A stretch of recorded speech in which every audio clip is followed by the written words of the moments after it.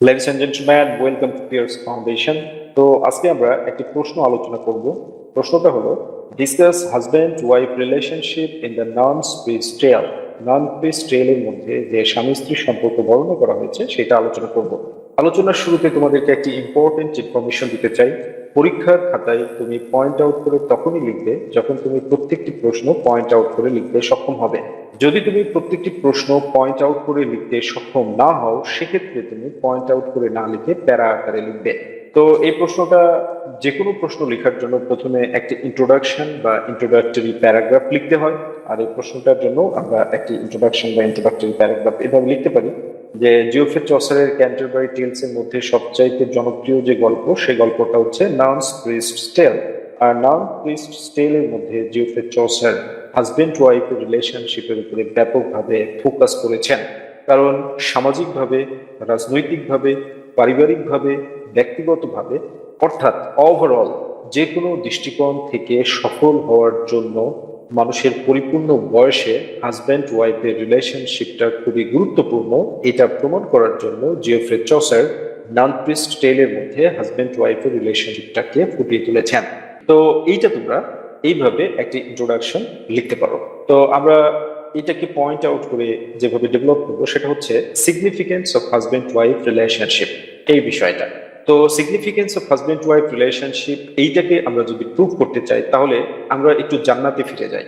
যে আদিপিতা হজরত আদম আলাইসাল্লামকে যখন গড আল্লাহ সুবহানাহু ওয়া তাআলা সৃষ্টি করলেন, তখন তিনি হতাশ ছিলেন, তিনি শান্তি পাচ্ছিলেন না। তো যার কারণে তার বাম পাশের বাঁকা হাড় থেকে হাওয়া আলাইসাল্লামকে সৃষ্টি করা হয়েছিল। তো এখান থেকে হাজব্যান্ড ওয়াইফের একটি যে ঐশ্বরিক যে বিষয়, সেটা কিন্তু আমরা দেখতে পাই। সিমিলারলি জিওফ্রে চসার এই বিষয়টাকে ফোকাস করতে চেয়েছে যে হাজব্যান্ড ওয়াইফের যে রিলেশনশিপ, এই রিলেশনশিপটা বেসিক্যালি শুধু সামাজিক বা ব্যক্তিগত রিলেশনশিপ না, এই রিলেশনশিপটা হচ্ছে একটি ঐশ্বরিক রিলেশনশিপ। এবং হাজব্যান্ড ওয়াইফের এই রিলেশনশিপের উপরে মানুষের জীবনের সফলতা এবং ব্যর্থতা নির্ভরশীল, সেই বিষয়টি জিওফ্রে চসার এখানে দেখানোর চেষ্টা করেছেন। তো জিওফ্রে চসার বলছে যে যে শান্টিক্লেয়ার, যে রুস্টার, যে মুরগ, তার অনেকগুলো ওয়াইফ আছে, কিন্তু তার মধ্যে তার ফেভারিট ওয়াইফ হচ্ছে পার্টিলট। পার্টিলটের উপরে বিশেষ করে শান্টিক্লেয়ার অ্যাট্রাক্টেড। এর পিছনে কারণ হচ্ছে পার্টিলট যেমনই সুন্দরী তেমনই প্রজ্ঞাবান বা প্রজ্ঞা সম্পূর্ণ একটি মুরগি। তো এখানে অ্যালিগোরিক্যাল সিগনিফিকেন্সের মাধ্যমে জিওফ্রে চসার এটা বুঝিয়েছে যে পার্টিলট যেমন শান্টিক্লেয়ার সম্পর্কে ব্যাখ্যা দিচ্ছে যে শান্টিক্লেয়ার হচ্ছে handsome, masculine and wise, knowledgeable. অনুরূপভাবে কিন্তু শান্টিক্লেয়ারও পার্টিলট সম্পর্কে বলছে যে পার্টিলট হচ্ছে সুন্দরী, প্রজ্ঞাবান। তো এটার মাধ্যমে জিওফ্রে চসার হাজব্যান্ড ওয়াইফের রিলেশনশিপের যে সিগনিফিকেন্স সেটা দেখিয়েছেন যে হাজব্যান্ডকে অ্যাট দ্য সেম টাইম যেভাবে ব্রেভ, ওয়াইজ, নলেজেবল, হ্যান্ডসাম, এটা তো ঐশ্বরিক ব্যাপার, স্মার্টনেস এটা নিজের মধ্যে এরকমটা থাকা দরকার, তেমনি ওয়াইফের মধ্যেও কিন্তু জ্ঞান থাকা দরকার, প্রজ্ঞা থাকা দরকার। তাহলে সম্পর্কটা অনেক বেশি সিগনিফিকেন্ট হবে, অনেক বেশি অটুট বন্ধনে পরিণত হবে। এরপরে যেটা দেখানো হয়েছে সেটা হচ্ছে এক্সেপশনাল রিলেশনশিপ। জিওফ্রে চসার বলছে যে এক্সেপশনাল রিলেশনশিপটা জিওফ্রে চসার নান প্রিস্ট টেলের মধ্যে দেখিয়েছে। মেডিয়েভাল সমাজের একটা ট্র্যাডিশন ছিল, ট্র্যাডিশনটা হচ্ছে এরকম যে হাজবেন্ডরা হচ্ছে ওয়াইফদেরকে কি করবে, যে ডোমিনেট করবে। হাজবেন্ডরা বেশি জ্ঞানী, বেশি শক্তিশালী, এটা হচ্ছে মেডিয়েভাল সমাজের চিত্র ছিল। কিন্তু জিওফ্রে চসার এখানে পার্টিলটের মাধ্যমে দেখিয়েছে যে নো, হাজবেন্ডরাই অল টাইম বেশি জ্ঞানী বা বেশি ব্রেভ হয় না, ওয়াইফরাও জ্ঞানী বা ব্রেভ হতে পারে।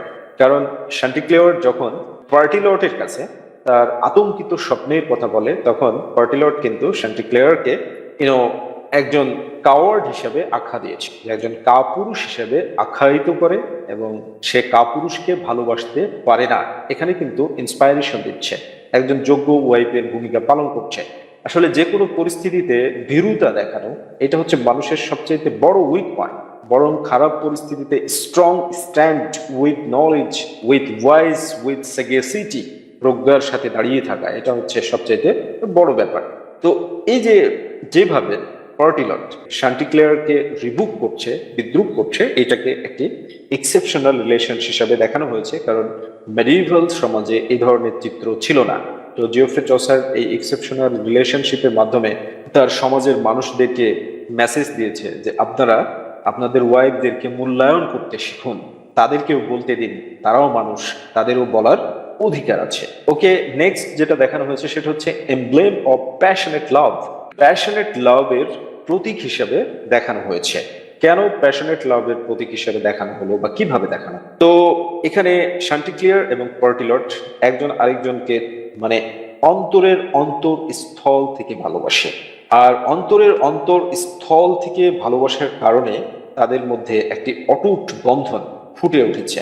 তো জিওফ্রে চসার তার সমাজের একটি চিত্র দেখিয়েছেন যে মেডিভাল সমাজে বিয়েগুলো অ্যারেঞ্জ ম্যারেজ ছিল, পারিবারিকভাবে বিয়ে দেওয়া হতো, সেটাতে সমস্যা নেই, কিন্তু ভালোবাসার যথেষ্ট অনুপস্থিতি লক্ষ্য করা যেত। ওয়াইফরা নিজেদেরকে এক্সপোজ করতে পারতো না, এক্সপ্রেস করতে পারতো না। আর সাধারণ মানুষের সাধারণত মানুষের মধ্যে এই যে লাভ ম্যারেজ সেটা হতোই না, এবং বিয়ের পরেও ভালোবাসাটা ওইভাবে প্রতিষ্ঠিত হতো না। অর্থাৎ লাইফটা এই প্যাশনেট লাভ না থাকার কারণে একটা মোনোটোনাস বা বোরিং লাইফে পরিণত হতো, একঘেয়েমি বিরক্তিকর একটি জীবনে পরিণত হতো। এবং মধ্যযুগে এটা বিবেচনা করা হতো যে স্বামীরা বাইরে যাবে, কাজকাম করবে, টাকা পয়সা উপার্জন করবে, আর ওয়াইফরা ঘরে থেকে শুধু বাচ্চা কাচ্চা লালন পালন করবে। কিন্তু জিওফ্রে চসার এই বিষয়টাকে বলছে যে না, বিষয়টা এরকম হওয়া দরকার না। বিষয়টা হচ্ছে প্রত্যেকটা মানুষেরই নিজের ক্যারিয়ার বিল্ড আপ করার অধিকার আছে, এবং প্রত্যেকটা মানুষেরই ভালোবাসা দেওয়ার এবং পাওয়ার প্রবণতা আছে। এইটা শান্টিক্লিয়ার এবং পার্টিলটের চরিত্রের মাধ্যমে জিওফ্রে চসার ফুটিয়ে তুলেছেন। কারণ পার্টিলট যেভাবে শান্টিক্লিয়ারকে ভালোবাসে এবং শান্টিক্লিয়ারও যেভাবে পার্টিলটকে ভালোবাসে, এই ভালোবাসার কারণেই সে তার প্রাইভেট থেকে প্রাইভেট বিষয়গুলো তার অন্যান্য ওয়াইফের সাথে শেয়ার না করে সে পার্টিলটের সাথে শেয়ার করছে। আসলে এখানে কিন্তু জিওফ্রে চসার বহু বিবাহকে কিন্তু আবার সমর্থন জানায় না, ঠিক আছে? কারণ মুরগিদের মধ্যে তো ওই বিয়ের তো ওই বিষয়টা নাই, সেটা তো তোমরা জানোই। মূলত সমাজকে শিক্ষা দেওয়ার জন্য, হিউমার এবং স্যাটিয়ারের মাধ্যমে শিক্ষা দেওয়ার জন্য তিনি এই বেস্ট ফেবলের অবলম্বন করেছেন বা বেস্ট ফেবলটাকে তিনি অ্যাডপ্ট করেছেন। তো এইখানে জিওফ্রে চসার শান্টিক্লিয়ার এবং পার্টিলটের মধ্যে প্যাশনেট লাভের মাধ্যমে পুরো সমাজকে একটা তথ্য দিয়েছে যে বন্ধুরা আমার, আপনারা হাজবেন্ড ওয়াইফের মধ্যে প্যাশনেট লাভ অ্যাফেয়ার গড়ে তুলুন।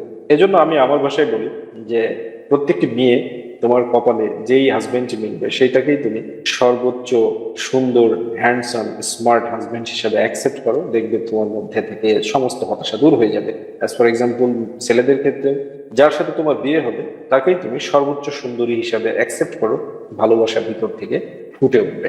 ঠিক আছে? তো ভালোবাসার গুরুত্বটাকে, প্যাশনেট লাভের গুরুত্বটাকে বোঝানোর জন্য জিওফ্রে চসার শান্টিক্লিয়ার এবং পার্টিলটের চরিত্রটাকে অঙ্কন করেছেন। এবার হচ্ছে টোকেন অফ মডার্ন কাপল, এই পয়েন্টটা দেখিয়েছে। তো মধ্যযুগে কাপলদের অবস্থা কি ছিল? কাপলদের অবস্থা এরকম ছিল যে হাজবেন্ডের সামনে ওয়াইফ কোনো কথাই বলতে পারে না, কিন্তু পার্টিলট শান্টিক্লিয়ারের সাথে ডিবেট করছে যে তুমি কি স্বপ্ন দেখেছো, কি স্বপ্ন নিয়ে পড়ে আছো, seize the day, day to day life lead করো, এসব স্বপ্ন টপ্ন কোনো কিছু সত্যি হয় না। এবং পার্টিলট কিন্তু নিজের প্রজ্ঞাটাকে প্রমাণ করার জন্য কেটোর মতো একজন বিখ্যাত দার্শনিকের রেফারেন্স দিচ্ছে যে আমি কেটোর কাছ থেকে শুনেছি বা কেটোকে আমি পড়েছি, কেটোকে পড়ে আমি বুঝতে পেরেছি যে কেটো হচ্ছে বেসিক্যালি বলেছে যে স্বপ্ন টপ্ন এগুলো সত্যি হয় না। তো এইখানে যেভাবে ডিবেট করছে, ডিবেট কার সাথে করা সম্ভব হয়? যেমন পিতামাতার সাথে ডিবেট করা সম্ভব হয় না, টিচারদের সাথেও ডিবেট করা সম্ভব হয় না, ক্ষমতাবান লোকদের সাথে ডিবেট করা সম্ভব হয় না, ফ্রেন্ডলি এনভায়রনমেন্টে বা বন্ধুর সাথে ডিবেট করা সম্ভব হয়। তো আধুনিক যে কাপল, বর্তমানে যে রিলেশনশিপটা ইউরোপিয়ান কান্ট্রিতে চলছে, এরা হচ্ছে ফ্রেন্ডলি রিলেশনশিপ, সম অধিকার। আমাদের দেশেও এখন চলছে। মেয়েরা এখন অনেক অ্যাডভান্স হয়েছে এবং এটা দরকার, ভেরি ইম্পর্টেন্ট। কারণ মেয়েরাই সব, believe it, mother is everything. মায়েরাই সব, শুধু মায়েরাই একটা দেশকে উন্নত করবে। কিভাবে? কারণ একজন মা পারে তার সন্তানকে টপ মোস্ট পার্সোনালিটি সম্পূর্ণ ব্যক্তিতে পরিণত করতে, পিতা কিন্তু পারবে। পিতার দায়িত্বটা ওইভাবে সে রেসপন্সিবিলিটি মেনটেন করতে সক্ষম হবে না। তো এখানে পুরুষদের যে বিষয়টা, পুরুষরা তো শুধু বিজনেস, জবস এগুলো নিয়ে বেশি বেশি, কিন্তু মেয়েরা হচ্ছে builder of human property, builder of human property. আচ্ছা, হিউম্যান প্রপার্টির মূল্য বেশি না অন্যান্য প্রপার্টির মূল্য বেশি? So ladies, you are the driver, be smart driver, চমৎকার হও। এবং হাজবেন্ডদেরকে রেসপেক্ট করো, বেশি বেশি ভালোবাসা দাও, then your life will be successful. তো ফ্রেন্ডলি রিলেশনশিপটা দেখানোর মাধ্যমে জিওফ্রে চসার এটা প্রমাণ করেছেন যে শান্তিক্লেয়ার এবং কর্টিলট হচ্ছে টোকেন অফ মডার্ন কাপল।